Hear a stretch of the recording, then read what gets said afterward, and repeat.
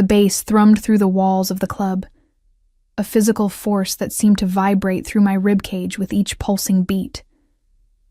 I pressed myself against the cold metal of the bathroom door, my heart hammering faster than the music outside. 3 deep breaths. That's all I needed. 3 deep breaths and I could go back out there, smile plastered across my face like everything was fine. But everything wasn't fine. My phone buzzed in my clutch for the 15th time in the past hour. I didn't need to look to know who it was. Derek. Again. Always Derek. The messages had started innocent enough 3 months ago when we'd broken up. Just checking in. Hope you're doing okay. But they'd evolved into something darker, more insistent. Where are you? Who are you with? You can't just ignore me, Jesse. Except I could. I had to. I smoothed down the front of my dress, a simple black number that my roommate Maya had insisted I wear tonight.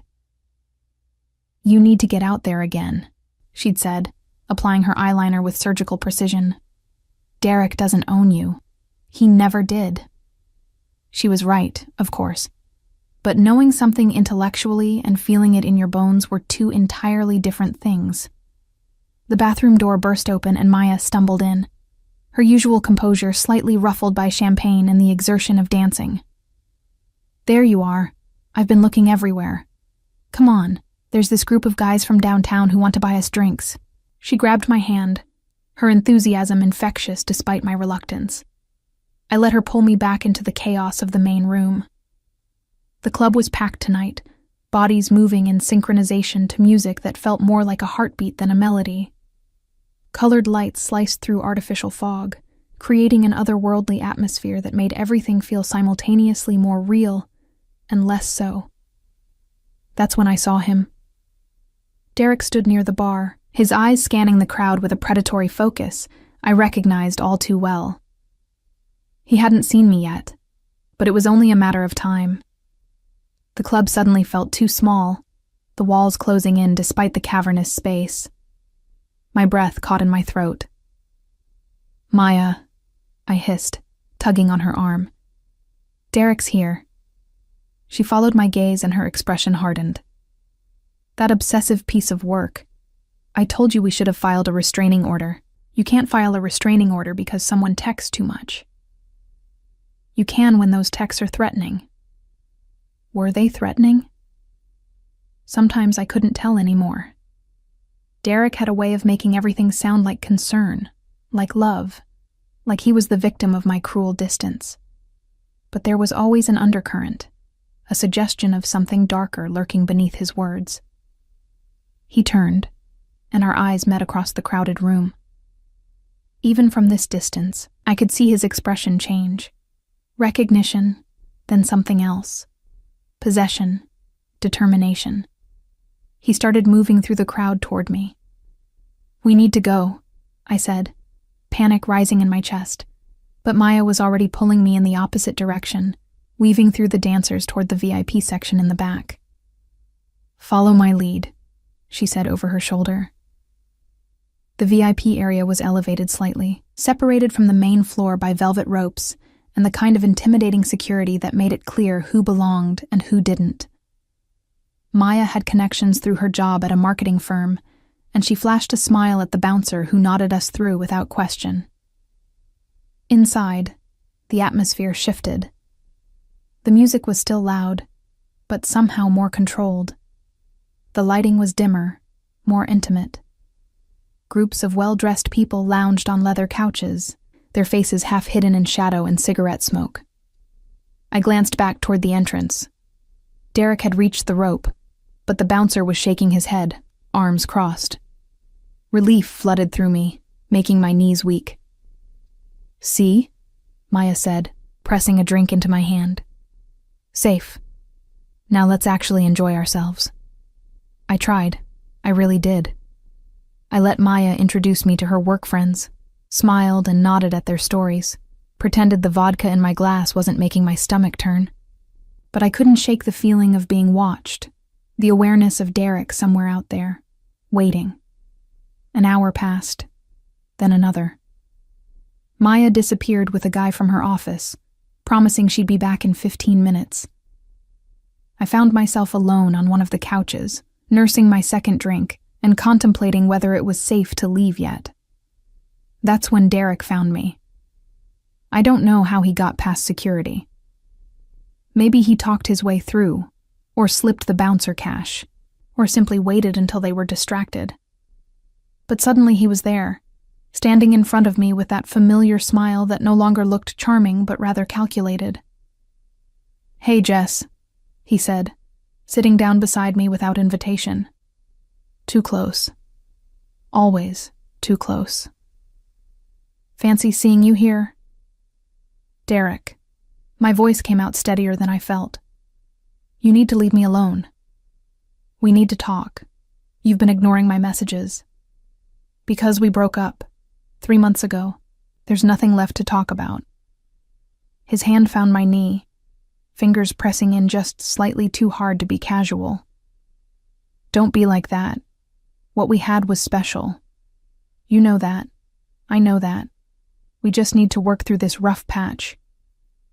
"There's no rough patch. It's over." His grip tightened, and I saw something flash in his eyes. Anger, barely controlled. "You can't just decide that on your own. Relationships require 2 people."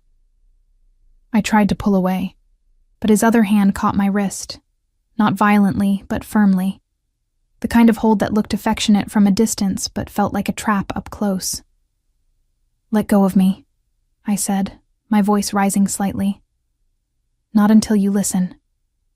My heart was pounding now, genuine fear replacing my earlier anxiety.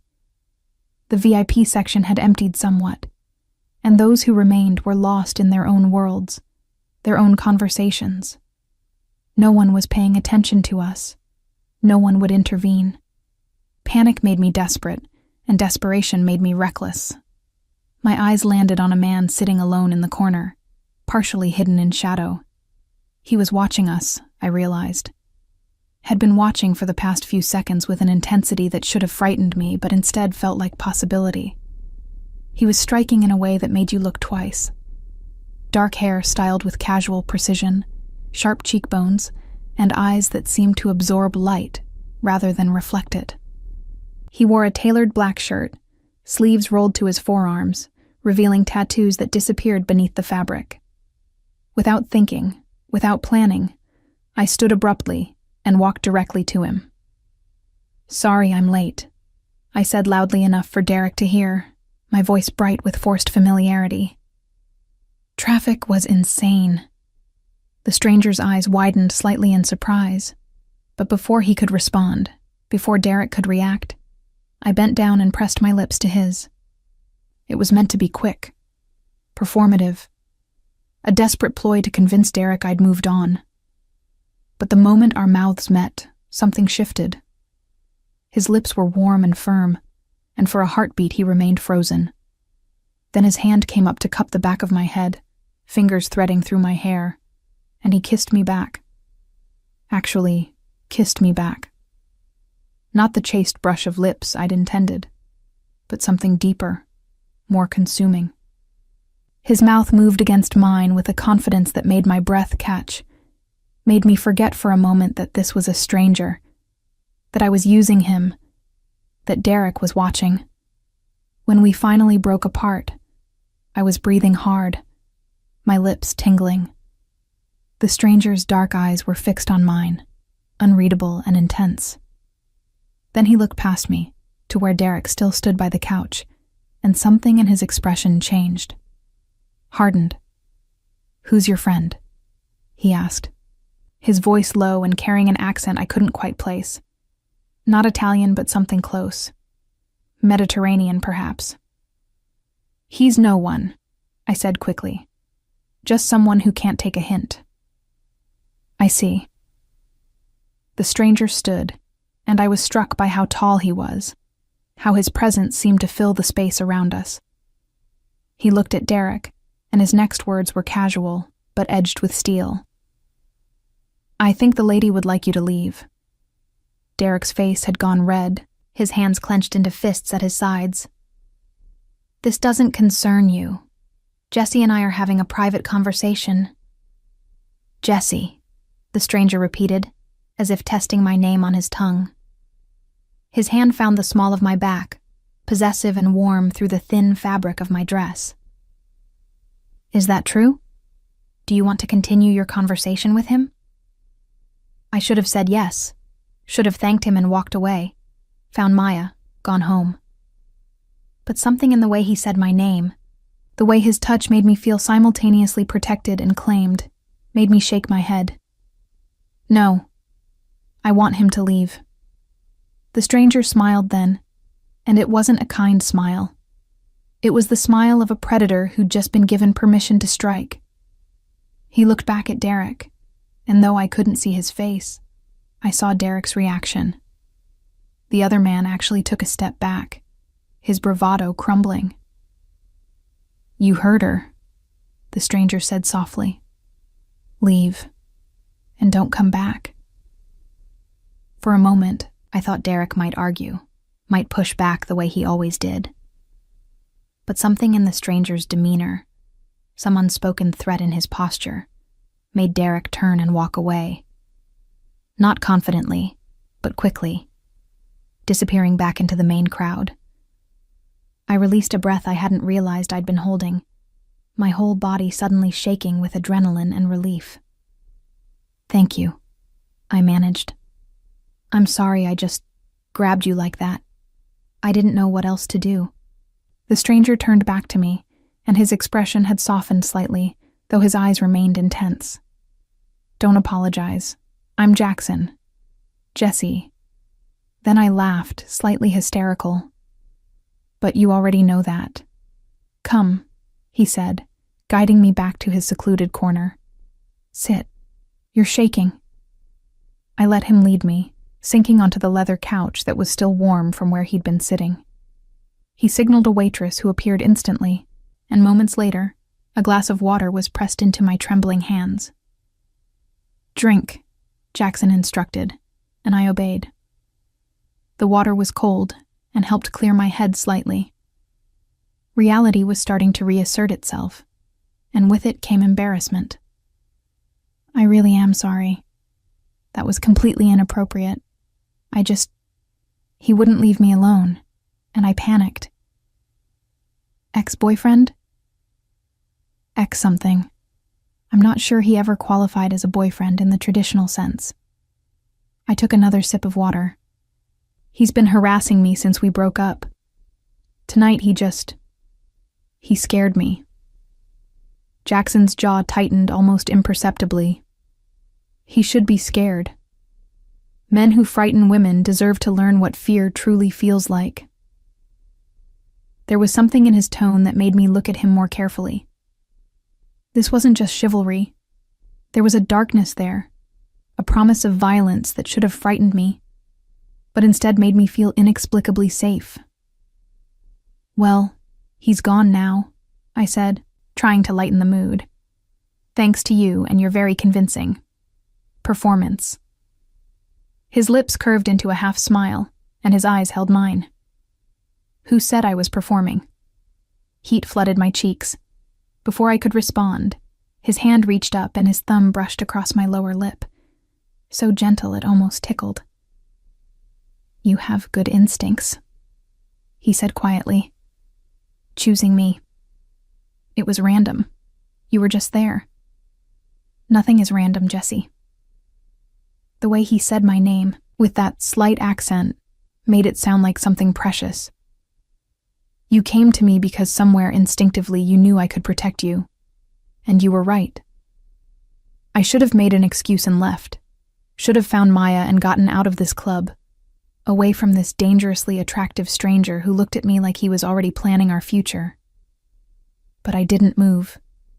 Couldn't move. I should go find my friend," I said, but made no effort to stand. "Should you?" Jackson leaned closer, his scent washing over me. Something expensive and masculine, cedar and smoke. "Or should you stay here with me, where you're safe? I don't even know you." You kissed me. That was fake. Was it? His eyes dropped to my lips again. Because it didn't feel fake. My phone buzzed in my clutch, breaking the spell. I pulled it out, expecting Maya. Instead, it was a message from an unknown number. You think some random guy can protect you? This isn't over. Jesse, it's never going to be over. My hands started shaking again. Jackson plucked the phone from my fingers before I could protest, reading the message. His expression turned to stone. Your ex? I nodded, unable to speak past the fear clogging my throat. Jackson's thumb moved across my phone screen with practiced ease. He typed something, then showed it to me. Yes, it is over. Touch her again and learn the consequences. He hit send before I could stop him. You shouldn't have done that, I whispered. You'll just make him angrier. Good. Jackson set my phone down and took both of my hands in his grip warm and steady. Let him be angry. Let him try something. I promise you, Jesse, no one will ever hurt you again. Not him, not anyone. The certainty in his voice should have sounded arrogant, delusional even. But looking into his eyes, I believed him. This stranger who I'd kissed in a moment of desperation had just claimed me as his own, and the terrifying part was how much I wanted to let him. Who are you? I asked, because men didn't make promises like that unless they had the power to keep them. Jackson smiled, and it was beautiful and terrifying all at once. I'm yours now. That's all you need to know tonight. I didn't leave the club with Jackson that night, though every instinct screamed at me to do exactly that. Maya found me 20 minutes later, apologetic and slightly drunk, and insisted we share an Uber home. I gave Jackson my number before leaving, my hands still trembling slightly as I typed it into his phone. I'll call you tomorrow, he said, and it wasn't a question. It was a statement of fact, as certain as gravity. The next morning arrived with harsh sunlight and a pounding headache that had nothing to do with alcohol. I'd barely slept, my mind replaying the kiss over and over, the feel of Jackson's hand in my hair, the way he'd looked at Derek like he was already planning how to eliminate a problem. My phone rang at exactly 9 o'clock. Unknown number, but I knew who it was before I answered. Good morning, Jesse. Jackson's voice was smooth, alert, carrying none of the grogginess I felt. Did you sleep well? Not really, I admitted, padding into my tiny kitchen to start coffee. Last night was intense. It was necessary. Has he contacted you again? No. Not since your message. I poured water into the coffee maker, watching it drip through with unusual focus. Look, Jackson, I appreciate what you did, really. But you don't have to keep checking on me. I can handle Derek. Silence stretched between us for a moment. Then, can you? The question wasn't accusatory. It was genuine, and it made me pause. Could I handle Derek? I'd been trying for 3 months, and he was only getting worse. I'm working on it, I said finally. Let me help you work on it. Have lunch with me today. I have to work.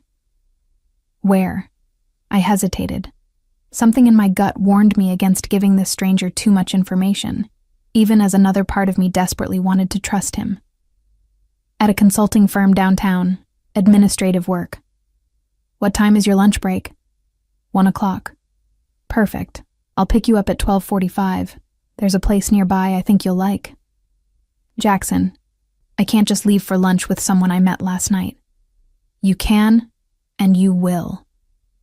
His tone was gentle but unyielding. Because we both know Derek isn't going to stop with text messages. And we both know you're scared. You don't have to be scared anymore, Jesse. Not with me. He hung up before I could argue further, leaving me staring at my phone in a mixture of frustration and something that felt dangerously close to anticipation. Work passed in a blur of spreadsheets and email chains that required minimal brain power. My cubicle was identical to 30 others on the floor, a beige box with barely enough room for my computer and a small plant that was slowly dying despite my best efforts. My coworker Sarah stopped by mid-morning with gossip about the office manager's affair, but I could barely focus on her words. At 12:43, my phone buzzed with a text from Jackson. I'm outside. I grabbed my purse and made my way to the elevator, my heart pounding with each descending floor. What was I doing? This was insane. You didn't just go to lunch with dangerous-looking strangers who kissed like they owned you. Except that's exactly what I was doing. The lobby doors opened onto a busy downtown street, and there he was. Jackson leaned against a sleek black car that looked like it cost more than my annual salary, dressed in dark slacks and a charcoal shirt that fit him like it had been made specifically for his body, which it probably had been. He straightened when he saw me, and that same intensity from last night blazed in his eyes, like I was the only person on the crowded sidewalk, like the world had narrowed to just the two of us. You came, he said, and I heard genuine relief in his voice. I'm here for 1 hour. That's it. 1 hour is more than enough time to start. He opened the passenger door for me, his hand finding the small of my back in that now familiar gesture as I slid into the leather seat. The interior smelled like expensive cologne and leather. Classical music played softly from hidden speakers. Jackson got in beside me, and suddenly the spacious car felt intimate, charged with an energy I couldn't name. Where are we going? I asked as he pulled smoothly into traffic. Somewhere we can talk without interruption. He glanced at me, and something in his expression made my breath catch. I need to tell you some things, Jesse. Things you need to know to stay safe. Safe from Derek? From everyone. The restaurant was tucked away on a quiet street in a neighborhood I'd never explored. No sign marked the entrance, just a plain black door with a subtle gold number. Jackson placed his hand on my lower back again as we entered, guiding me through a dim hallway that opened into an unexpectedly beautiful space. Exposed brick walls, soft lighting, tables set far enough apart that conversations remained private. A server appeared immediately, greeting Jackson by name and leading us to a corner table that offered a view of the entire restaurant while keeping us partially hidden from other diners. You come here often, I observed once we were seated. I own it. Of course he did. I studied the menu, noting prices that made my eyes widen. This was the kind of place where expense accounts came to die. Order whatever you want, Jackson said, watching me with that unsettling focus. Money isn't a concern. What do you do? I asked, setting down the menu. For a living, I mean. I manage investments, acquisitions, properties. He paused, and his next words were weighted with meaning. I protect what's mine. And what's yours? His eyes locked on mine. As of last night, you are. I should have laughed. Should have told him he was insane, that you couldn't claim a person after one desperate kiss in a nightclub. But the way he said it, with absolute conviction, made my protests die in my throat. You don't even know me, I whispered. I know enough. I know you're strong enough to use a stranger as a shield when you're frightened. I know you're brave enough to show up here despite every instinct telling you to run. I know the way you kiss, the way you taste, the little sound you made in the back of your throat when I pulled you closer. He leaned forward, his voice dropping lower. And I know that no one has ever made you feel as safe as I do. Am I wrong? I wanted to say yes. Wanted to maintain some sense of independence, of self-preservation, but I couldn't lie to him. No, you're not wrong. Something triumphant flashed in his eyes. The server returned, and Jackson ordered for both of us without consulting the menu. White wine, pasta, things I'd never tried, but that sounded expensive and complicated. Tell me about Derek, he said once we were alone again. Everything. So I did. The words spilled out like I'd been waiting for someone to ask, to actually listen. I told him about meeting Derek at a work conference, how charming he'd been at first, how the charm had slowly revealed itself as control, the constant texts, the surprise visits to my apartment, the way he'd isolated me from friends under the guise of wanting me all to himself. I broke up with him 3 months ago, I said, taking a sip of the wine that had appeared without me noticing. And he's been getting progressively worse ever since. Showing up at places I go, calling from different numbers when I block him. Last night was the first time he'd gotten physical, though. The first time I was actually scared he might hurt me. Jackson's jaw had grown tighter with each detail, his hands clenched on the table. Where does he work? Some tech startup in Brooklyn. Why? Because I'm going to make sure he never bothers you again. The certainty in his voice sent a chill down my spine. Jackson, you can't just threaten someone because they're harassing your... What am I to you exactly? You're mine. He said it simply, like it explained everything. And I protect what's mine, absolutely. Derek made a mistake touching you. He's going to understand that mistake very clearly. This is crazy. We barely know each other. You can't just decide I'm yours. I already have. He reached across the table and took my hand, his thumb tracing circles on my palm. The moment you kissed me, you made a choice. Maybe you didn't realize it, but I did. You chose me, Jesse. You chose my protection. And I don't give up what I claim. Food arrived. Plates of pasta that looked almost too beautiful to eat. I picked up my fork with my free hand, Jackson still holding the other, and took a bite. It was incredible. Flavors I couldn't even begin to name exploding on my tongue. How did you find out where I work? I asked suddenly, the question occurring to me mid-bite. Jackson's expression didn't change. I have resources. That's not an answer. No, it's not.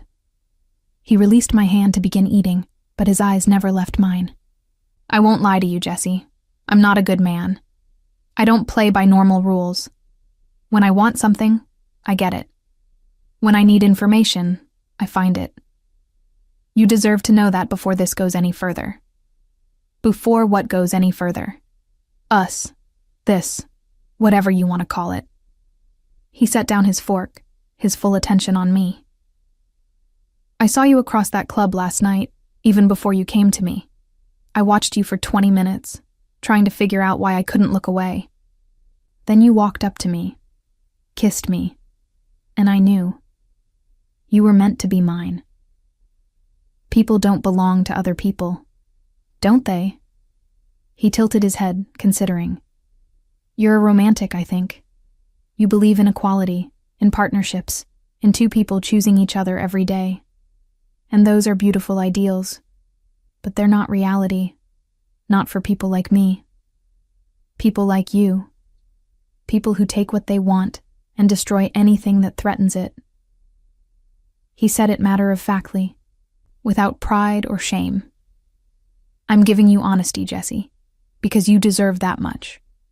I will never lie to you, but I will also never let you go. So you need to decide right now if you can live with that. My heart was pounding so hard I could hear it in my ears. Every rational part of my brain was screaming at me to run, to get out before I got in too deep. But another part, a part I hadn't known existed until last night, was drawn to his darkness like a moth to flame. What if I say no? I asked quietly. Then I'll drive you back to work, and you'll never see me again. His eyes held mine. But you'll still be alone with Derek, still looking over your shoulder, still afraid. And if I say yes, then you'll never be afraid again. Derek will disappear from your life completely. You'll have everything you need, everything you want. And in return, you'll be mine. Completely. Exclusively. Mine. The word hung in the air between us, heavy with promise and threat. I need to think about this, I said, though my mind was already made up, had been made up the moment he kissed me back last night. Of course, Jackson's smile was knowing, like he could read my thoughts. Think about it. But Jesse, while you're thinking, know that I'm already working to keep you safe. Whether you accept me or not, Derek won't bother you anymore. What are you going to do to him? Nothing permanent, just a conversation. A very clear conversation about boundaries and consequences. We finished lunch with lighter conversation. He asked about my work, my family, my dreams. I found myself telling him things I'd never told anyone, drawn out by his intense focus and genuine interest. Or maybe by the wine that kept appearing in my glass. By the time he dropped me back at work, I was 45 minutes late from lunch and didn't care. My boss would be furious, but Jackson's parting words made it not matter. Think about my offer, he said, kissing my hand in a gesture that should have felt old-fashioned, but instead felt possessive. I'll give you until tomorrow. Then I'm coming to collect my answer. I floated through the rest of the workday in a daze. Sarah commented that I looked different, glowing, and I couldn't argue. Everything felt different now. The world had shifted on its axis, and I was still trying to find my balance. My phone buzzed at 5:30, just as I was packing up to leave. A photo message from an unknown number. But I recognized the scene immediately. It was Derek, sitting in what looked like a parking garage, blood streaming from his nose, terror written across his features. No words accompanied the image, just the photo and a second message. He understands now. You're safe. My hands shook as I stared at the screen. Jackson had done this, had found Derek, hurt him, made him pay for scaring me. I should have been horrified. Should have called the police, reported this violence. Instead, I felt safe. For the first time in 3 months, I felt completely, utterly safe. A third message arrived. Tomorrow, Jesse. I'll be waiting for your answer. I typed back before I could stop myself. You already know what my answer will be. His response was immediate. Say it anyway. I want to hear you choose me. I hesitated only a moment before typing the words that would change everything. Yes, I choose you. The reply came seconds later, and I could almost hear the satisfaction in his voice. Good girl. I'll pick you up tomorrow at 8 a.m. Pack a bag. You're moving in with me. I should have protested, should have said he was moving too fast, that I needed more time. But I didn't. Because somewhere deep inside, I knew Jackson was right. I had chosen him the moment I kissed him. Everything since had been inevitable. I just hadn't realized I was choosing forever. I didn't sleep that night. Not really. I lay in my cramped bedroom, staring at the water-stained ceiling, my half-packed duffel bag sitting accusingly in the corner. Every rational thought I'd ever had was screaming at me to call this off, to text Jackson and tell him I'd made a mistake, that I needed more time. But I didn't. Because for the first time since Derek had started his campaign of psychological warfare, I'd slept without checking the locks 3 times, without startling at every sound in the hallway, without my phone clutched in my hand, ready to dial 911 at the first sign of trouble. Jackson had done that. One conversation, one photo of Derek's bloodied face, and the fear that had been my constant companion simply evaporated. Maya knocked on my door at 6 a.m, coffee in hand and concern written across her face. Okay, spill.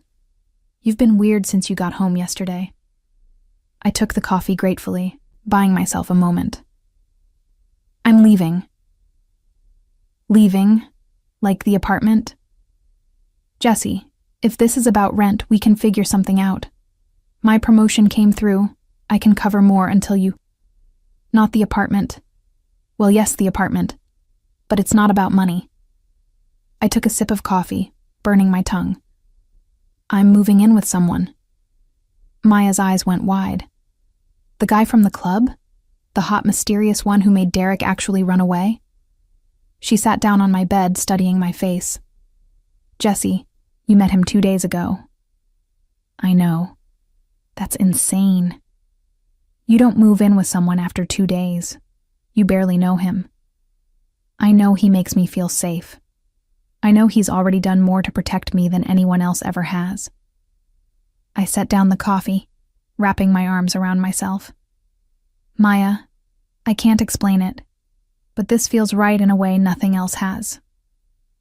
She was quiet for a long moment, her expression cycling through disbelief, concern, and finally reluctant understanding. He's dangerous, isn't he? Not to you, but in general. That kind of dangerous. I nodded slowly. And you're choosing him anyway. Yes. Maya reached out and squeezed my hand. Then at least promise me you'll keep your phone on, and that you'll call me if anything feels wrong. Because Jesse, if this guy turns out to be another Derek, he's not. I said it with absolute certainty. He's the opposite of Derek. Derek wanted to own me through fear. Jackson. I struggled to find the words.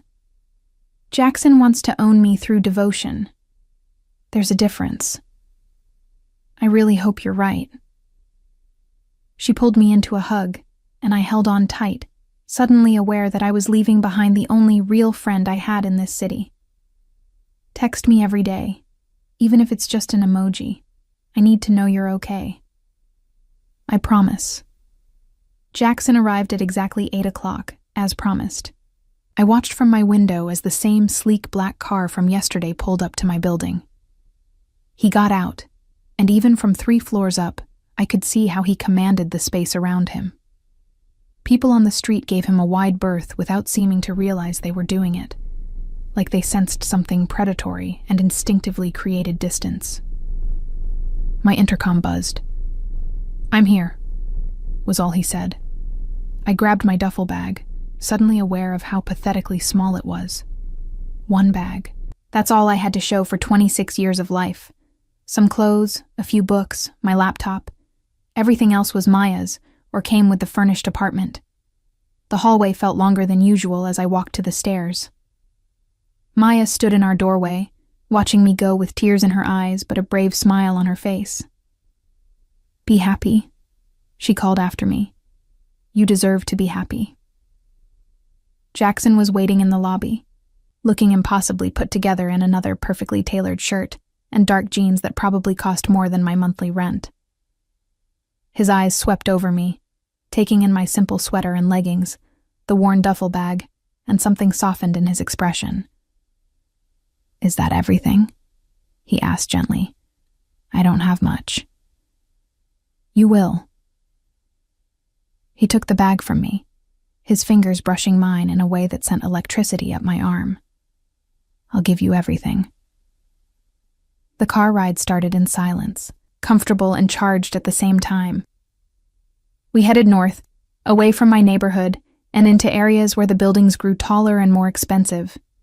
Doormen appeared. Trees lined pristine sidewalks. The city transformed block by block into something I'd only ever seen in movies. Tell me about your family, Jackson said eventually, one hand on the wheel, the other resting casually on the center console between us. There's not much to tell. Small town in Ohio, parents who wanted me to stay and marry local. I wanted more than that.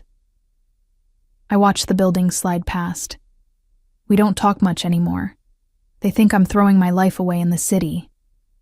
Are you close? No, not since I left. The old hurt flared briefly. They wanted me to be someone I wasn't. To be small and satisfied with small things. You're not small. Jackson's hand moved from the console to my thigh, warm and possessive. You're magnificent. They just couldn't see it. I didn't know how to respond to that, so I changed the subject. What about you? Do you have family? His jaw tightened almost imperceptibly. I did. Once. I'm sorry. Don't be. They made their choices. I made mine. He glanced at me, and something in his eyes made me shiver. Family is who you choose, Jesse. Blood means nothing if there's no loyalty behind it. We pulled into an underground garage of a building that screamed wealth.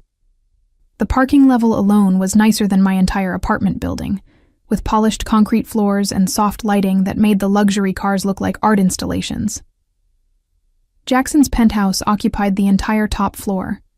The elevator required both a key card and a fingerprint scan to access, security measures that should have concerned me, but instead made me feel protected. The doors opened directly into his space, and I stepped out into a world I'd only seen in magazines. Floor-to-ceiling windows offered a panoramic view of the city. The sun was still rising, painting everything in shades of gold and pink. The space was open concept, modern furniture in blacks and grays providing stark contrast to the light pouring in. Abstract art covered the walls, pieces I suspected were originals worth more than most people's houses. "This is your home?" I asked stupidly, because obviously it was. "Our home now." Jackson set my duffel bag down and came to stand beside me at the windows. "I want you to be comfortable here. If there's anything you need, anything you want changed, just tell me." I wouldn't even know where to start. I turned to face him, suddenly aware of how out of place I looked in this polished space. "Jackson, I can't afford to live here. I can't even afford to breathe air this expensive." "You don't need to afford anything. I told you I take care of what's mine." His hands came up to frame my face, thumbs brushing my cheekbones. "Let me take care of you, Jesse. Let me give you everything you've been denied." "I don't need everything. I just need to feel safe." "You'll have both." He leaned down, and I thought he might kiss me. But instead, his lips brushed my forehead in a gesture so tender it made my chest ache. "Come, let me show you the rest." The tour was overwhelming. Guest rooms I'd never use, a kitchen that looked like something from a cooking show, a library with leather chairs and walls of books, a home office that was off limits according to Jackson's casual mention. And finally, the master bedroom. It was enormous, dominated by a bed that could easily fit 4 people. More floor-to-ceiling windows, though these had automated blinds that Jackson demonstrated with a remote. A bathroom larger than my old bedroom featured a shower with jets coming from every direction, and a tub that was practically a small pool. "I had some things brought up for you," Jackson said, opening the walk-in closet. One side was filled with his clothes, expensive suits and casual wear, organized with military precision. The other side, previously empty, now held dresses, pants, shirts, all in my size with tags still attached. "Until you tell me your preferences," I had my assistant guess. "If anything doesn't fit or isn't your style, we'll replace it." I ran my hand along a silk blouse that probably cost more than my entire current wardrobe. "You did this overnight?" "I told you, I have resources." He came to stand behind me, his hand settling on my waist. "I want you to have everything you need to feel at home here." "I don't need expensive clothes to feel at home." "No. You need to know you're safe, you're wanted, and you're valued." His breath was warm against my ear. "The clothes are just a tangible way of showing you that I see you, Jesse. I see what you need and I provide it. That's how this works." I turned in his arms, having to tilt my head back to meet his eyes. "What do you need from me? You're giving me all of this. But what do I give you?" "Everything." His hand came up to cup my jaw, and the intensity in his eyes made my knees weak. "Your trust, your presence, your smiles, your tears, your fears, your joys. I want all of it, every piece of you." "That's not fair exchange. You're giving me material things. I'm giving you my entire self." "Material things mean nothing to me. I can buy anything." His thumb traced my lower lip, and my breath caught. "But I can't buy you, Jesse. I can't buy the way you look at me, the way you chose me that night despite your fear. That's priceless. And I'll spend the rest of my life proving to you that you made the right choice." He kissed me then, and it was different from the desperate kiss in the club. This was thorough, claiming, a promise made with lips and tongue and the press of his body against mine. When he finally pulled back, we were both breathing hard. "I need to tell you some things," he said, his voice rougher than before. "About who I am, what I do. You deserve the truth before this goes further." We moved to the living room, settling on the massive sectional that faced the windows. Jackson poured us both coffee from a pot that had appeared on the counter while we'd been in the bedroom, and I wrapped my hands around the warm mug, grateful for something to hold on to. "My name is Jackson Moretti," he began, and the Italian surname finally clicked the accent into place.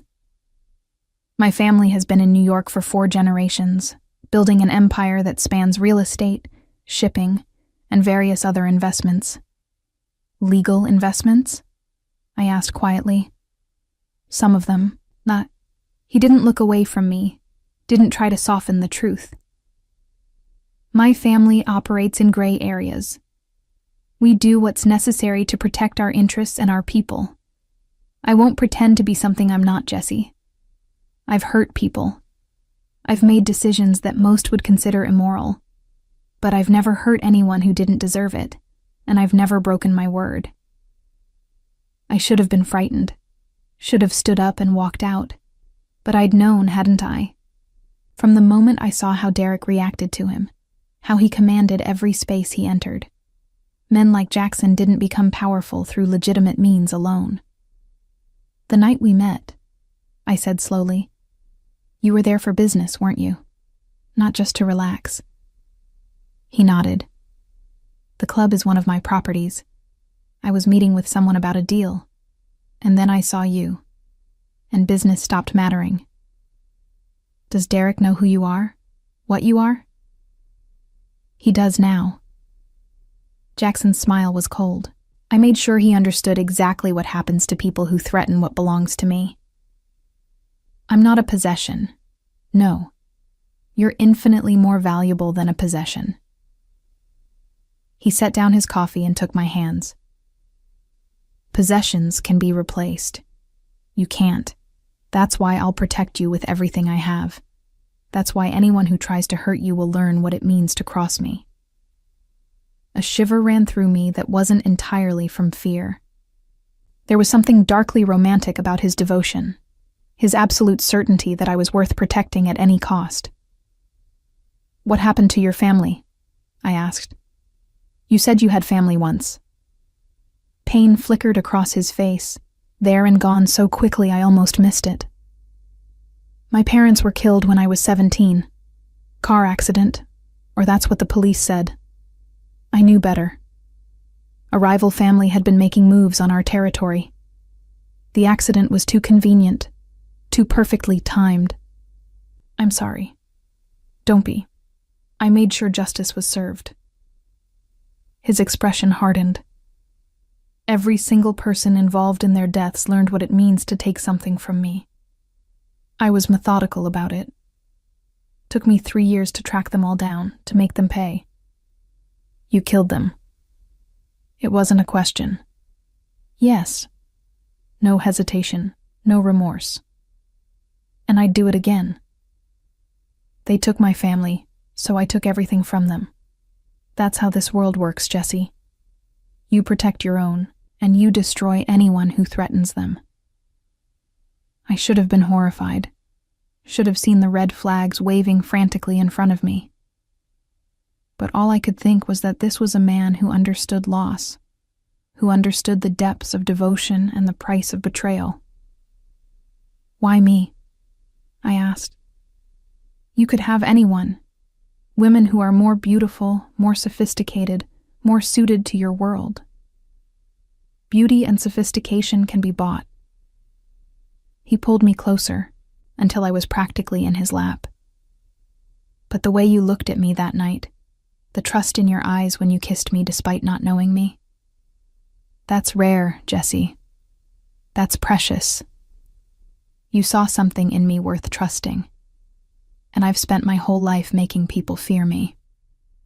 You offered me something I didn't know I was missing." "What's that?" the chance to be seen as a protector instead of a threat. His hand stroked through my hair, gentle, despite the violence I knew it was capable of. I'm tired of being feared. I want to be wanted.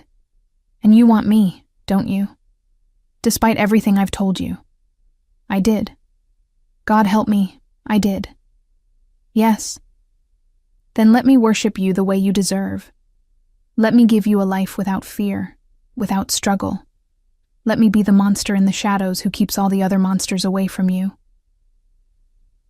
And what do I become in return? Your kept woman? Your pretty prisoner? My equal, he said it fiercely. My partner. My reason for being. You think I'm giving you things, but Jesse, you're giving me purpose. Before you, I had power and money and nothing worth protecting. Now I have everything. I wanted to believe him. Wanted to believe that this dangerous, beautiful man saw something in me worth treasuring. But doubt nagged at the edges of my thoughts. What if I want to leave someday? What if this doesn't work? His expression turned serious. I won't lie to you. If you try to leave, I'll do everything in my power to convince you to stay. I'll remind you of every reason you chose me. I'll prove over and over that no one will ever love you the way I do. He paused, and his next words were careful. But if you truly want to go, if being with me makes you unhappy, I'll let you. Because keeping you prisoner would destroy what makes you beautiful. Your spirit, your fire. I want you willing, Jesse. Always willing. It was the answer I needed. Not a promise of freedom, because that would have been a lie. But honesty about what this was, what he was. A man who would fight to keep me, but wouldn't break me in the process. Okay, I whispered. Okay? Okay, I'll stay. I'll try this, whatever this is. The smile that broke across his face was devastating in its genuine joy. He pulled me fully into his lap, arms wrapped around me like he'd never let go, and kissed me until I forgot every doubt I'd ever had. When we finally broke apart, breathless and tangled together on the couch, Jackson rested his forehead against mine. You won't regret this. I promise you, Jesse. I'll spend every day proving that you made the right choice. I hope so, I said, because I just gave up my entire life for you. No. He pulled back to look at me, his eyes intense and warm. You didn't give up your life. You started living it, and I'm going to make sure every moment is worth it. The first week living with Jackson passed in a strange blur of luxury and adjustment. I woke each morning in sheets that felt like silk against my skin, the city spread out below us like a kingdom waiting to be conquered. Jackson was attentive in ways I'd never experienced, anticipating needs I didn't know I had. Coffee appeared on the nightstand before I was fully awake. Meals materialized at perfect intervals, prepared by a chef who came and went so quietly I barely noticed his presence. My closet filled with more clothes, each piece somehow exactly my style, despite me never voicing preferences. How do you know? I asked one morning, holding up a sweater in my favorite shade of forest green. What I like, I mean. Jackson looked up from his tablet, dressed for work in a charcoal suit that made him look like he'd stepped out of a magazine. I pay attention. You linger on certain colors when we pass store windows. Your eyes light up at specific styles. I just provide what makes you happy. It should have felt invasive, this level of observation. Instead, it felt like being truly seen for the first time in my life. But there were rules, I discovered. Unspoken at first, then gradually made clear through gentle corrections and firm insistences. I couldn't leave the building without telling him where I was going. For safety, he said, and after Derek, I couldn't argue the logic. The security team needed to know my location in case something happened. I couldn't go back to my old job. You don't need to work, Jackson had said when I brought it up on day 3. And I won't have you in an environment I can't control, not when there are people who might use you to get to me. People like who? I I'd asked. His expression had darkened. I have enemies, Jesse. Men who would hurt you just to hurt me. Until I'm certain you're secure, you stay where I can protect you. So my days became strange exercises in beautiful captivity. I had everything I could want materially, but my world had shrunk to the penthouse and occasionally the building's private gym or rooftop garden, always with security hovering at a discreet distance. Maya texted constantly, worried messages I answered with careful cheerfulness. Yes, I was fine. Yes, Jackson was treating me well. No, I didn't regret my choice. All true, technically, even if the whole truth was more complicated. On day 8, everything changed. I was reading in the library when Jackson came home early, his expression tight with barely controlled anger. He was on his phone, speaking rapid Italian to someone, his free hand clenched into a fist at his side. When he saw me, something in his posture shifted, the tension bleeding out slightly. He ended the call and came to me, pulling me up from the chair and into his arms. His embrace was almost crushing, his face buried in my hair as he breathed deeply. "What's wrong?" I asked against his chest, feeling his heart racing. "Nothing you need to worry about." But his voice was strained, and when he pulled back, his eyes were haunted. "Business complications. They'll be handled. Jackson, I need you to do something for me." His hands came up to frame my face, thumbs stroking my cheekbones. "I need you to stay in the penthouse for the next few days. No rooftop garden, no gym. Just here, where I know you're completely safe." Fear spiked through me. "What kind of complications?" He hesitated, clearly weighing how much to tell me. "Someone is challenging my territory, making moves they shouldn't be making. It's nothing I haven't handled before, but until it's resolved, I need to know you're secure." "Are you in danger?" A ghost of a smile touched his lips. "I'm always in danger, Kara. It's the nature of my life, but I'm very good at surviving." "That's not reassuring." "It should be. I've survived this long because I'm careful, I'm ruthless, and I protect what's mine absolutely."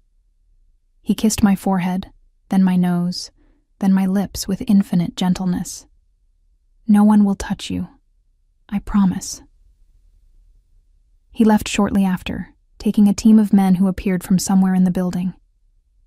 I watched from the windows as black SUVs pulled away, Jackson in the lead vehicle, and felt my stomach twist with worry. The next 3 days were torture. Jackson came home late each night, exhaustion written in every line of his body. He'd find me waiting up for him, pull me into his arms, and hold me like I was the only thing keeping him grounded. We'd go to bed tangled together, and I'd wake to find him already gone again. On the 4th day, he didn't come home at all. His texts were brief and hours apart. "Working.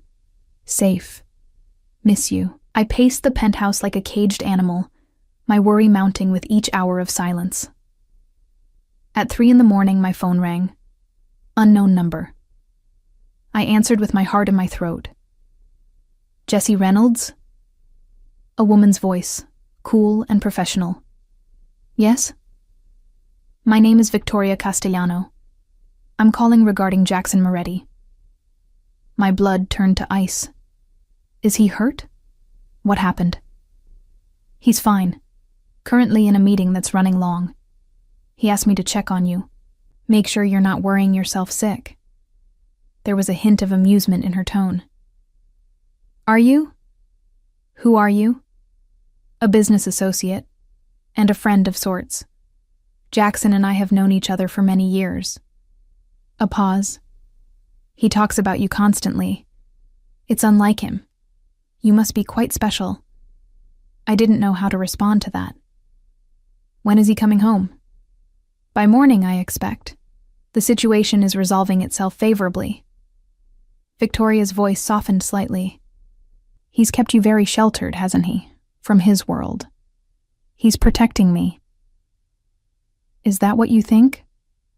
Not cruel, just curious. Or is he protecting himself from seeing fear in your eyes when you learn what he's truly capable of? I know what he's capable of. Do you? Victoria laughed, a sound like breaking glass. You know the sanitized version, the romantic monster who saves damsels in nightclubs. But have you seen him work, Jesse? Have you watched him break a man who betrayed him? Have you witnessed what he becomes when something he values is threatened? Why are you telling me this? Because I like Jackson, and I don't want to see him destroyed by love. Her tone turned serious. You have power over him now, more than you realize. Use it wisely, or don't use it at all. Men like Jackson don't recover from betrayal by those they love. She hung up before I could respond, leaving me staring at my phone with 1,000 new questions crowding my mind. Jackson came home at dawn, as Victoria had predicted. I was still awake, curled up on the couch with coffee I hadn't drunk going cold in my hands. He walked in looking like he'd been through a war, his shirt stained with something dark, his knuckles split and bruised. Jesus, Jackson. I set down the coffee and went to him, reaching for his damaged hands. What happened? It's handled. His voice was rough, exhausted. The threat is neutralized. You're hurt. This is nothing. But he let me lead him to the bathroom, let me carefully clean the blood from his hands and wrap his knuckles in gauze. He watched me work with something like wonder in his eyes. You should be afraid of me right now. Why? Because you protected yourself? Protected us? Because of what I did to ensure that protection. His hand came up to cut my cheek, and I saw darkness swimming in his gaze. I'm not a good man, Jesse. Victoria probably told you that. She called, said you talk about me. A tired smile. Constantly. It annoys her. He pulled me closer, resting his forehead against mine. I can't stop thinking about you, even in the middle of negotiations, even when I should be focused on survival. You're there, in my head, in my heart. You've made me weak. That's not weakness. In my world, it is. Caring about someone gives your enemies a target. They'll come for you eventually, to hurt me through you. His arms tightened around me. I should let you go. Send you somewhere safe, somewhere far away from me and the violence that follows me. But I can't. God help me, I can't let you go. I pulled back to look at him, seeing the genuine anguish in his expression. Then don't. I'm choosing to stay, Jackson. I'm choosing you, knowing the risks. You don't know all the risks. You don't know what people in my position are capable of. So tell me. Show me. I took his damaged hands in mine. I'm not going to run from the truth. He studied me for a long moment, then nodded slowly. All right, get dressed. There's something I need to show you. We drove through the pre-dawn city in silence, heading toward the industrial waterfront. The buildings grew more sparse, the streets emptier. Finally, we pulled up to a warehouse that looked abandoned from the outside, but I could see lights through the high windows. Jackson's men were waiting, opening doors as we approached. Inside, the warehouse had been converted into something between an office and a fortress. Security monitors covered one wall. Men I recognized from the building stood guard at various positions. And in the center, tied to a chair, was a man I didn't recognize. His face was bruised and bloody, one eye swollen shut. When he saw Jackson, genuine terror crossed his features. This is Marcus DeLuca, Jackson said quietly, his hand resting on my lower back. He's been selling information about my operations to a rival family, information that could have gotten my people killed, that could have gotten you killed. I felt my stomach turn. Jackson, I don't need to see this. Yes, you do. Because you need to understand who I am when I'm not with you. He turned to face me fully, his expression serious. I'm giving you the chance to walk away, Jesse. Right now, before you're in too deep. Before seeing this changes how you look at me. I could have left. Should have left. But I thought about Derek, about how scared I'd been, how helpless. And I thought about Jackson's promise that I'd never feel that way again. This was the cost of that promise. This darkness was the price of my safety. I'm staying, I said. Something flickered in Jackson's eyes. Pride, maybe, or relief. He nodded once, then turned back to Marcus. What followed was brutal and efficient. Jackson didn't raise his voice, didn't lose control. He simply extracted every piece of information Marcus had, every contact, every transaction. And when he was satisfied he had it all, he made a phone call that sealed Marcus's fate. I didn't watch the end. Jackson walked me outside before it happened, holding me against his chest in the cool morning air, as sounds I tried not to interpret came from inside the warehouse. I'm sorry you had to see that, he said into my hair. Are you? I pulled back to look at him. Sorry for what you did, or sorry I witnessed it? Sorry you witnessed it. I'm not sorry for protecting my people, for protecting you. He deserved it? He sold information that led to the death of 3 of my men. Good men, with families. Jackson's jaw was tight. Yes. He deserved it. I should have felt horror. Should have felt disgust. But all I felt was a strange sense of security. This man would go to these lengths to protect what was his. And I was his. Take me home, I whispered. We drove back in silence, the sun rising over the city as we went. Back in the penthouse, Jackson started to pull away, to give me space to process what I'd seen. But I grabbed his hand, stopped him. Don't, I said. Don't pull away from me because you think I'll reject you now. Jesse, I saw who you are, all of it, and I'm still here. I stepped closer, pressing my palm against his chest, feeling his heart racing beneath my touch. You're a monster, Jackson. But you're my monster. And I'm not afraid. The control he'd been maintaining shattered. He pulled me against him, kissing me with a desperation I'd never felt from him before. It was like he was trying to absorb me, to make me part of him so I could never leave. We made our way to the bedroom, shedding clothes and inhibitions as we went. And for the first time since I'd moved in, he made love to me like I was precious and indestructible all at once, like he was trying to prove through touch that I'd made the right choice. Afterward, wrapped in his arms with the morning sun streaming through the windows, Jackson spoke quietly against my hair. You can't unsee what you saw today. You can't unknow what I am. I don't want to unknow it. I traced patterns on his chest, following the lines of scars I'd never asked about. I want all of you, Jackson, the good and the terrible. That's what choosing you means. His arms tightened around me. Then you're mine. Completely. Forever. Forever, I echoed, and felt the last of my old life slip away. I belonged to Jackson Moretti now, and he belonged to me. In his world of darkness and violence, we'd found something worth protecting. Each other. And I knew with absolute certainty that anyone who tried to take that away would learn exactly what we were both capable of. 3 months into living with Jackson, I began to understand the true extent of his empire. It wasn't just the penthouse, the cars, the security team that followed me everywhere.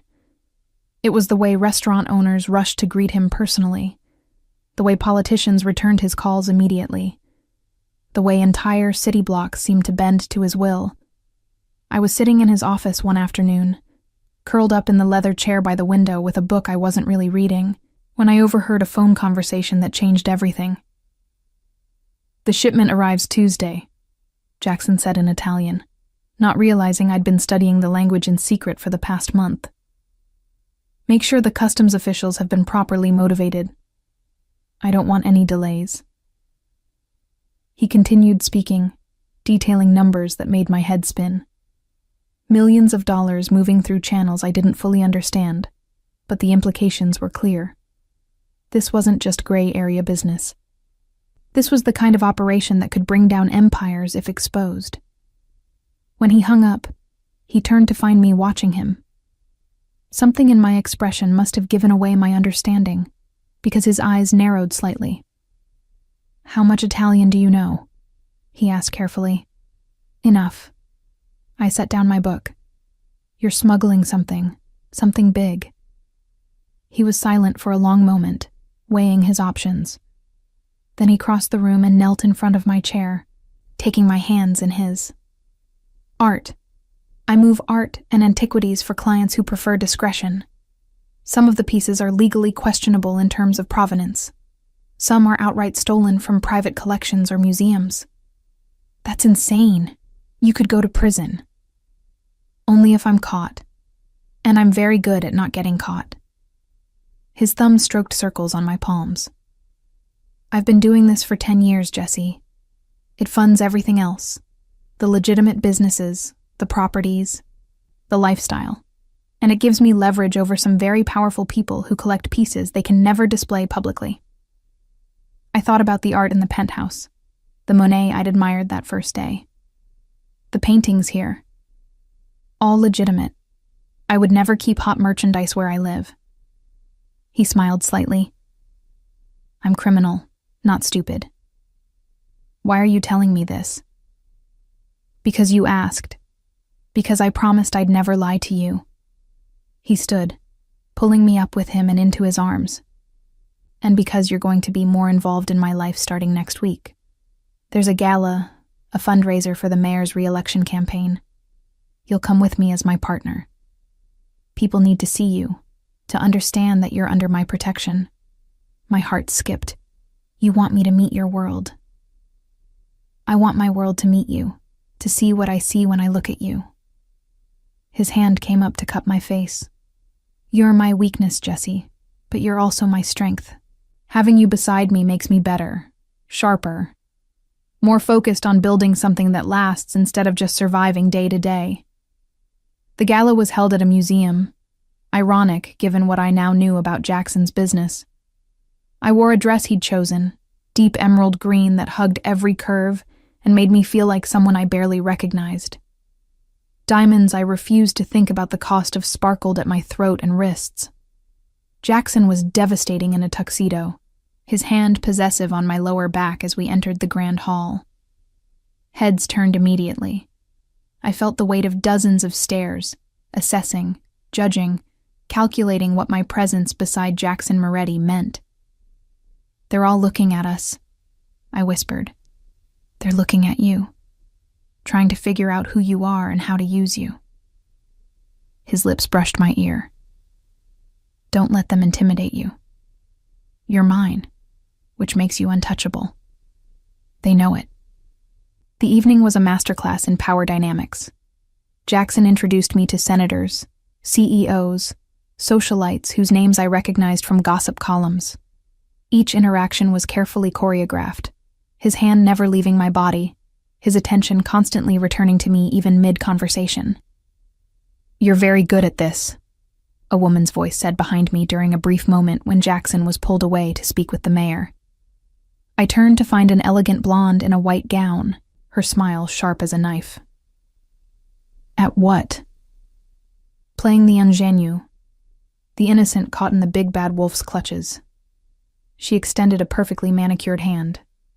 "Victoria Castellano. We spoke on the phone." Recognition hit me. This was the woman who'd called during Jackson's absence, who'd warned me about the power I held over him.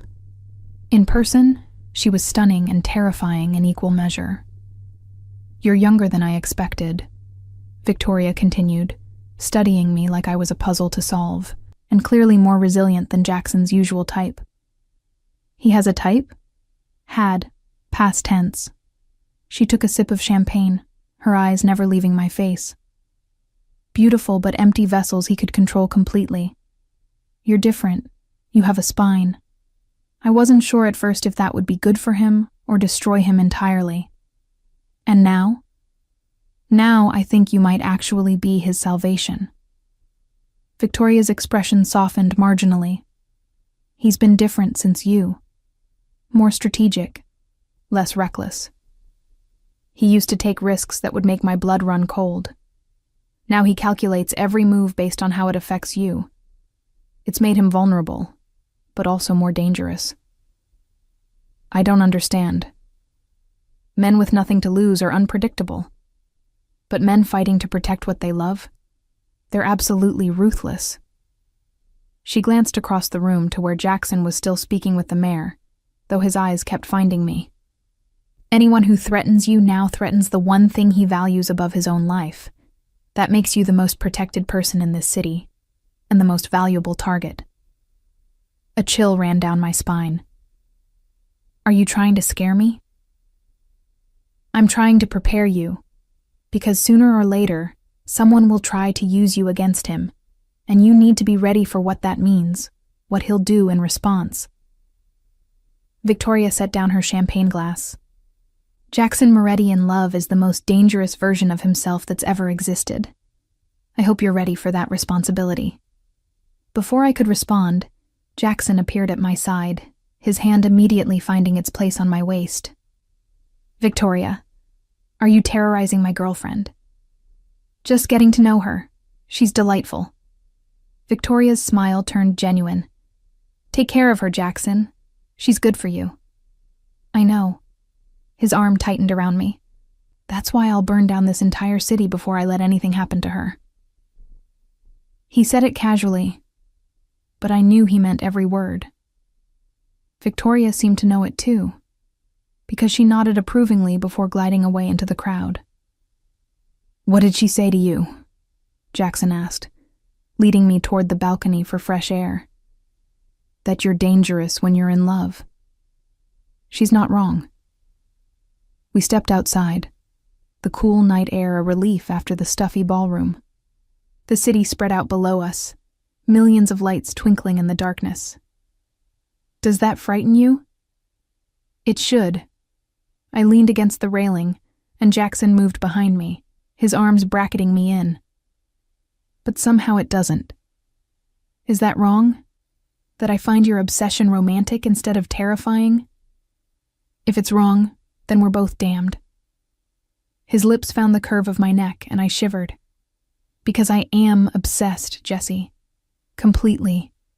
You're the first thought I have every morning, and the last one before I sleep. I make decisions based on how they'll affect you. I've restructured my entire operation to minimize your risk of exposure." Victoria said I make you vulnerable. You do. You're my one weakness, the only leverage anyone could possibly use against me. His arms tightened around me. "But you're also my greatest strength. Before you, I was just surviving, building power for the sake of power. Now I have a reason.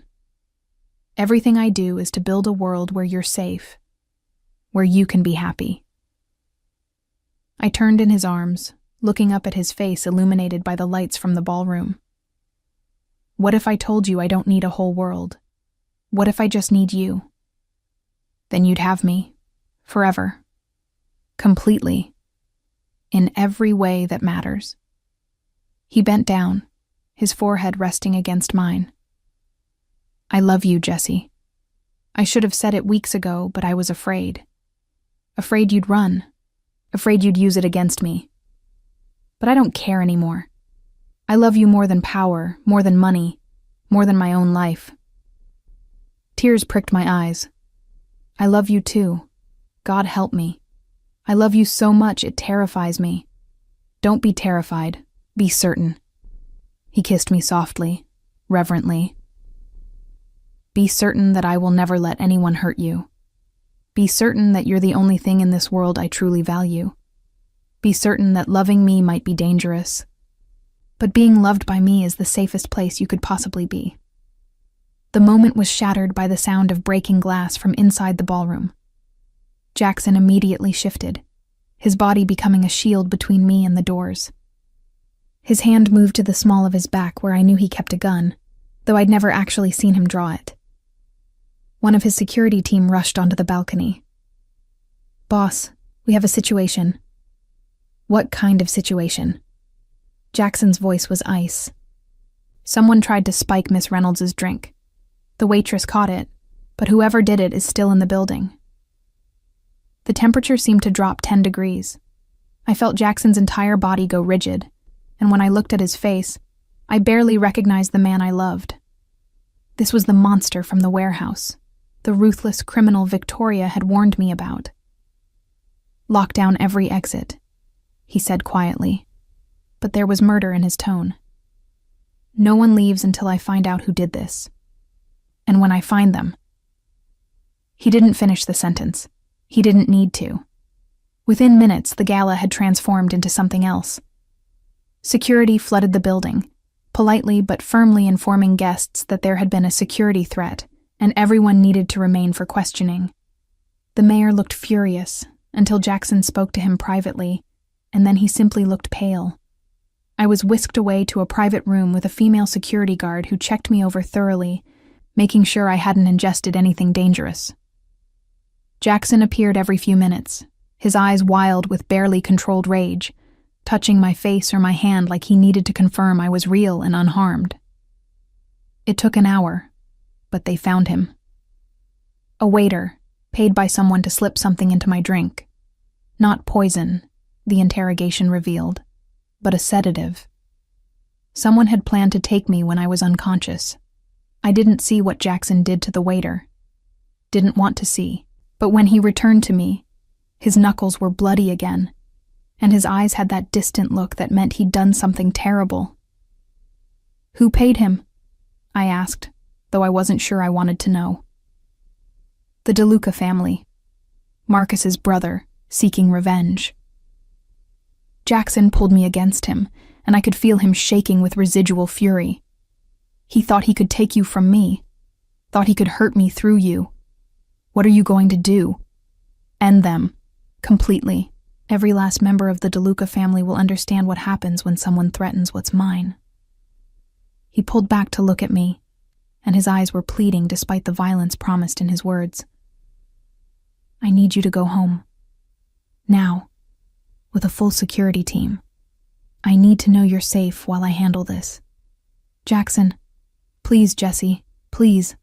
I can't think straight when you're in danger. I can't be strategic. I just want to kill everyone in this building until I'm certain the threat is eliminated.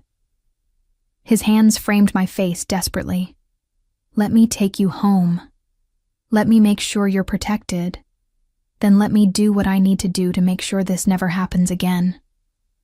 I saw it then, the depth of his obsession. He wasn't exaggerating. He really would kill everyone here if he thought it would keep me safe. The power I held over him was terrifying and intoxicating all at once. Okay, I whispered.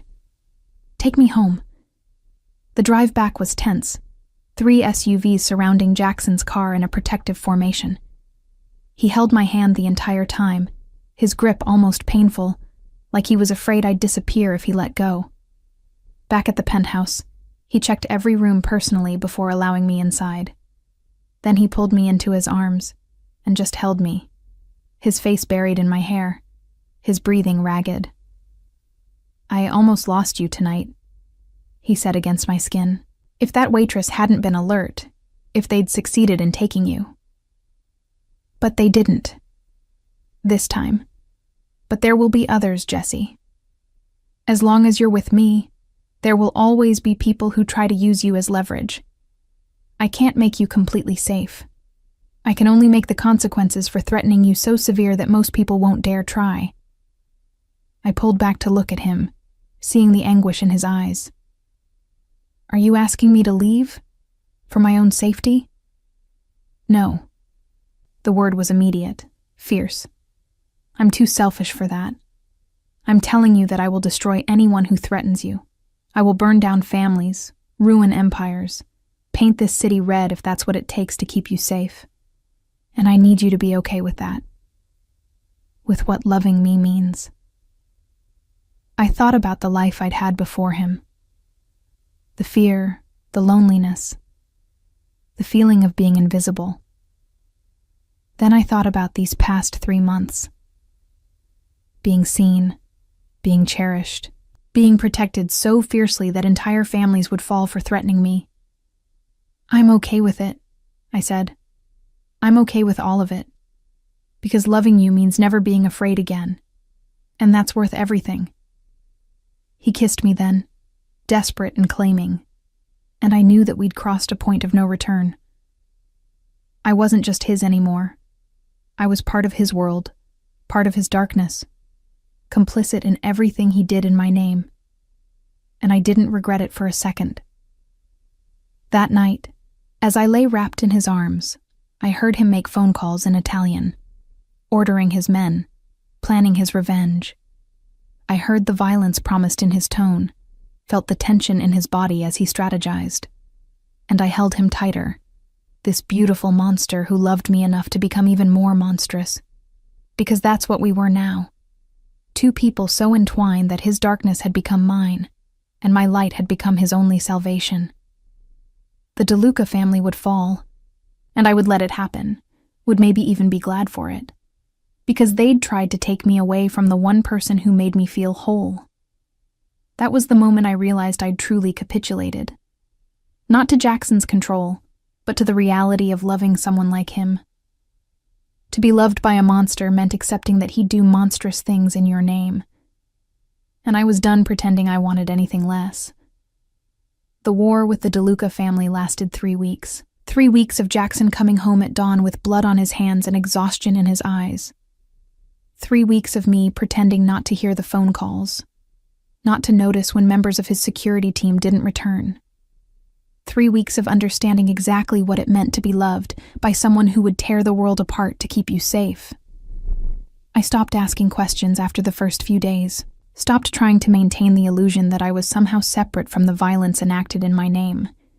Instead, I became his refuge. The place he came to remember why he was fighting, what he was protecting. On the morning of day 22, Jackson came home different. Still tired, still carrying the weight of what he'd done, but something had shifted.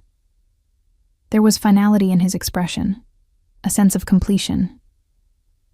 "It's over," he said simply, pulling me into his arms in the early morning light. "The DeLucas are finished.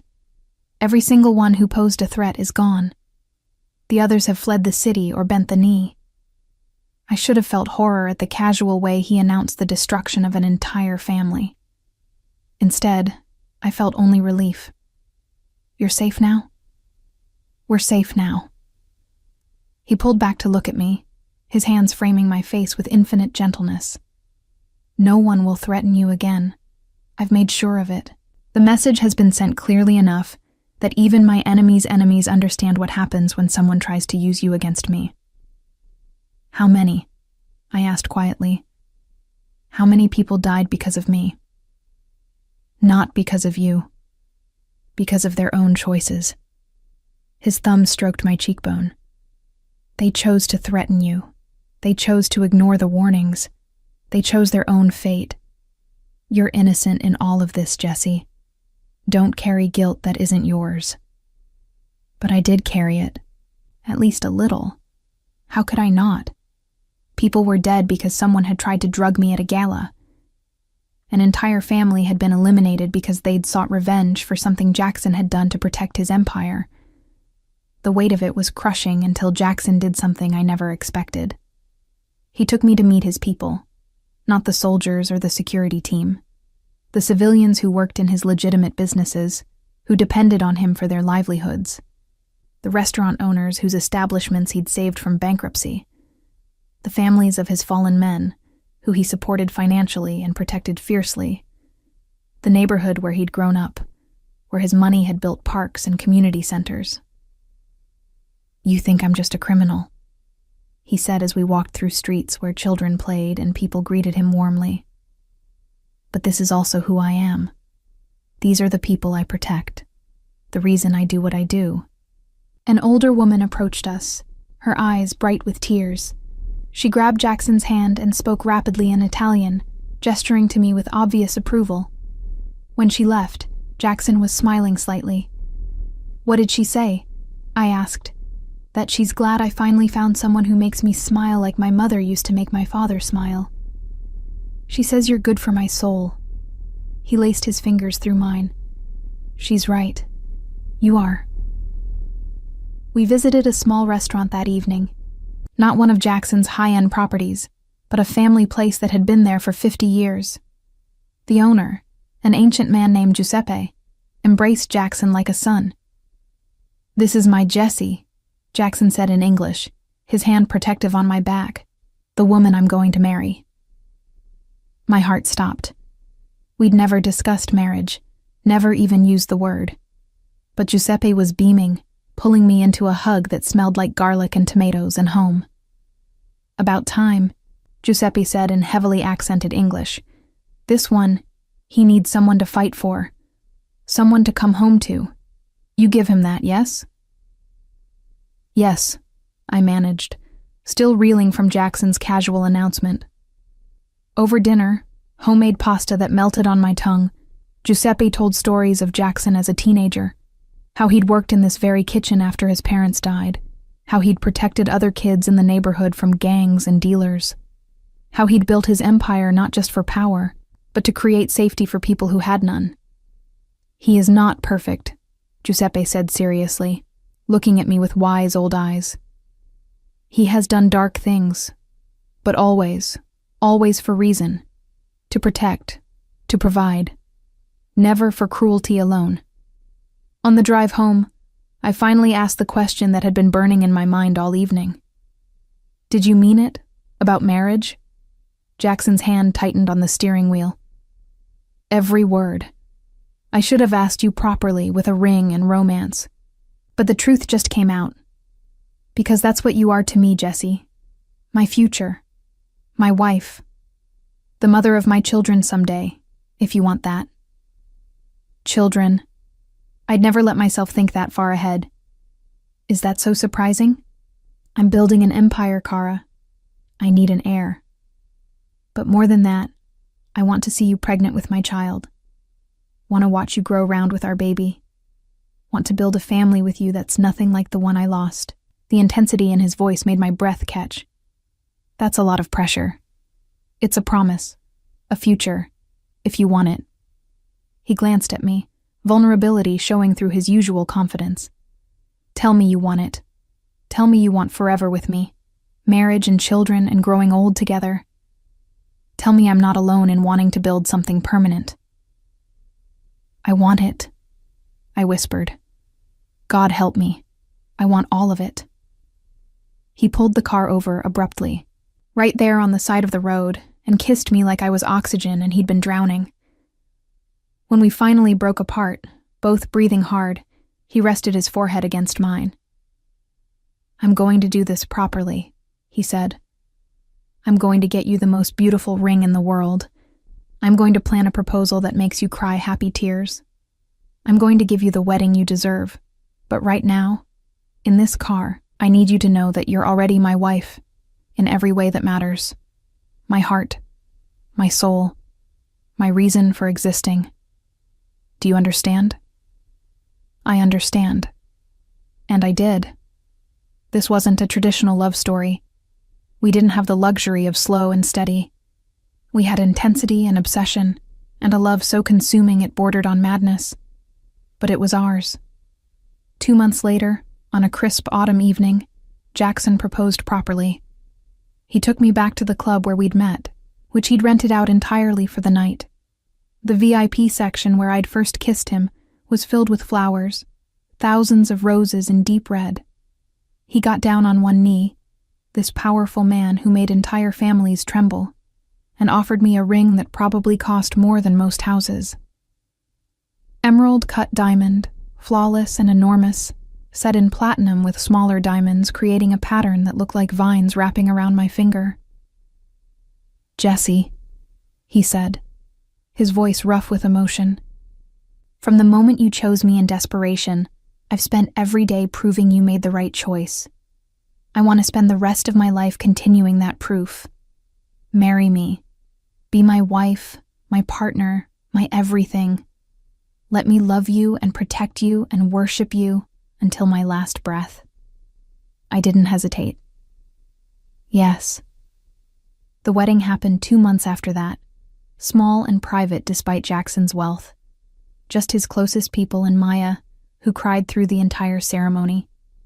We married in the garden of his estate outside the city, a property I hadn't known existed until he brought me there to see our future home. It was beautiful and isolated, surrounded by walls and security, but feeling open and free inside the perimeter. Gardens where children could play safely, rooms that could become nurseries. A life that felt possible despite the darkness that would always shadow Jackson's business. Victoria was there, elegant in champagne silk, and she pulled me aside before the ceremony. "I was wrong about you," she said simply. "I thought you'd either break him or be broken by him. But you've done something I never expected. You've made him want to be better while accepting everything he is. That's rare, Jessie. Don't ever underestimate its value." "I won't." "Good, because he'd destroy the world for you. Make sure he never has to." The ceremony was simple, our vows personal and raw. Jackson promised to love me fiercely, protect me absolutely, and devote every day to my happiness. I promised to stand beside him in darkness and light, to be his haven and his home, to love him despite and because of everything he was. When he kissed me as my husband, I tasted salt and realized he was crying. This dangerous, powerful man was crying because I'd chosen to spend my life with him. Our wedding night was tender and consuming. Jackson making love to me like I was the most precious thing in the world, and in his world, I was. 6 months into our marriage, I found out I was pregnant. I'd suspected for weeks, my body changing in subtle ways that I'd noticed but hadn't quite acknowledged. When the test came back positive, I sat on the bathroom floor of our estate and cried, overwhelmed by joy and terror in equal measure. Jackson found me there, still holding the test, tears streaming down my face. "Kara, what's wrong? Are you hurt?" I held up the test wordlessly. He stared at it for a long moment, his expression unreadable. Then he sank to the floor beside me, pulled me into his lap, and buried his face in my hair. His shoulders shook, and I realized he was crying too. "We're having a baby," he said against my skin, his voice thick with emotion. "You're giving me a family again. Jessie, He couldn't finish, overcome. "I'm scared," I admitted. "What if something happens? What if you're enemies?" "Nothing will happen." He pulled back to look at me, his eyes fierce and wet. "I will protect you and our child with everything I have. No one will touch either of you. I swear it on my life." He kept that promise. The security around me doubled, then tripled. Jackson became almost obsessive about my safety, tracking my every movement, ensuring I had guards even inside our estate. It should have felt suffocating. Instead, it felt like love in its purest form. My pregnancy was smooth, easy even. Jackson was there for every appointment, every milestone. He talked to my growing belly at night, promising our child a life of safety and love, promising to be better than his own father, to build something lasting. When our daughter was born on a snowy February morning, tiny and perfect and screaming with healthy lungs, Jackson held her and wept openly. "Isabella," he said, naming her after his mother. "My beautiful Isabella." Looking at him holding our daughter, this monster who'd killed for me, who'd destroyed families and built empires all in the name of protecting what was his, I finally understood what I'd truly chosen that night in the club. I'd chosen a love that was absolute and consuming. A love that would destroy anything that threatened it. A love that came with darkness, but offered a depth of devotion most people never experienced. And I'd choose it again. Every single time, because being loved by Jackson Moretti meant never being afraid. It meant being worshipped and protected and cherished beyond reason. It meant our daughter would grow up safe, shielded by a father who would move heaven and earth to ensure her happiness. Yes, there would always be danger, Yes, there would always be violence in the shadows.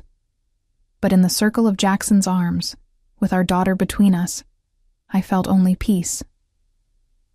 "Thank you," Jackson whispered that first night, Isabella sleeping peacefully in the bassinet beside our bed. "For choosing me. For staying. For giving me everything I never thought I'd have. Thank you for fighting for me, for showing me what it means to be truly loved." I kissed him softly. "For being my monster." He smiled against my lips. "Your monster. Always." And as I drifted off to sleep in our home, surrounded by security and safety, and the family we'd built from desperation and obsession, I knew I'd found something precious. Not perfect. Never perfect. But ours. The girl who'd grabbed a stranger in a moment of panic had found her forever. And the man who'd claimed her on instinct had found his purpose. We'd both been broken in our own ways. But together, we'd become something unbreakable. That was our story.